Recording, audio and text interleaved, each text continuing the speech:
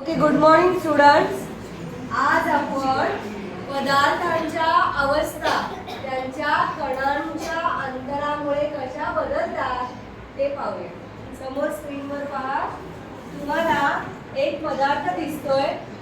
हा वेगळा पदार्थ ठेवूया या ठिकाणी. ठीक आहे. Again we have taken water. आपण पाणी घेतलेलं आहे. याचे मॉलिक्युल्स, याचे कण अणू आपल्याला समोर दिसत आहेत. ठीक आहे.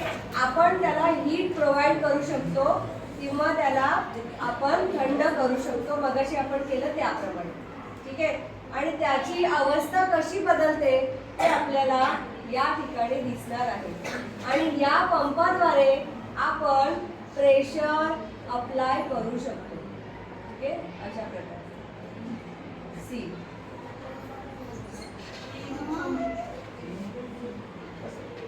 ठीक आहे. अशा प्रकारे प्रेशर सुद्धा अप्लाय करू शकतो.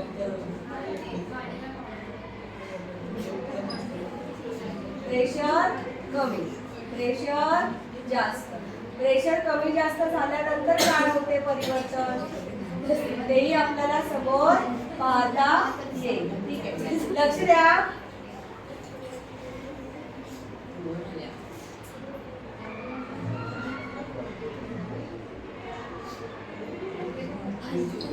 बर, काय होतं रे हे? काय झालं पाण्याचं? सगळेजण उडतायत, व्हायब्रेट होतात. व्हायब्रेट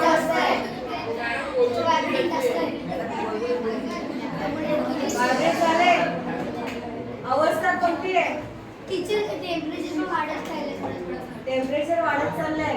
बरं, बाजूचा ग्राफ, हा ग्राफ जो आहे ना, हा ग्राफ पण पाहायचा, त्याच्याकडे पण लक्ष द्यायचंय.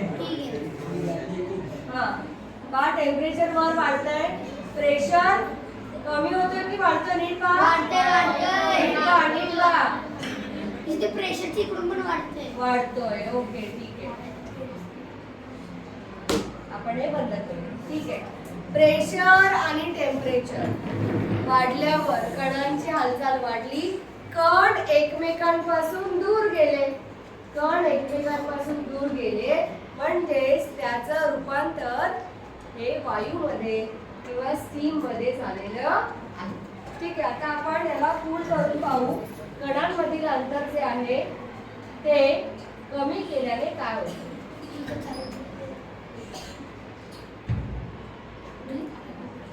ठीक आहे. कणांमधील अंतर कमी केल्यामुळे हळूहळू ते जे कण आहेत ते जवळ जवळ यायला सुरुवात होईल. त्याला आपण थोडा वेळ देऊया कणांना कूल होण्यासाठी. थोडासा वेळ देऊया. लगेच काय पाणी थंड होणार नाही हो ना. पाणी मगाशी आपण गरम केलं ना, आता आपण थंड करतोय.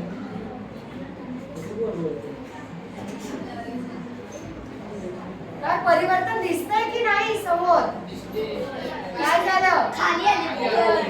खाली आले किंवा प्रेशर खाली किंवा एकमेकांच्या जवळ आले. प्रेशर वाढतंय.